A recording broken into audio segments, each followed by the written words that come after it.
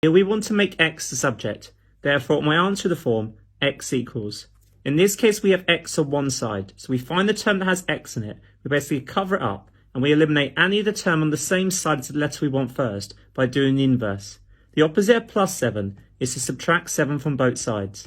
Therefore on the left hand side I'm going to have y minus 7, on the right hand side I'm going to be left with just 5x, because plus 7 and minus 7 will cancel.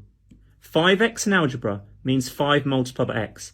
As I want x by itself, the opposite times by 5 is to do the inverse and divide both sides of my equation by 5.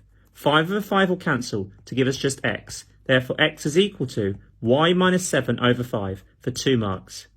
For question 2, this time I'm asked to make s the subject. So same process, I find the term that has letter s. In this case it's on one side on the right hand side. It's connected to this 2as. So I find the term that has s and basically cover it up. I always eliminate any of the term on the same side as the letter I want first by doing the inverse. In this case, the opposite add u squared is I subtract u squared from both sides.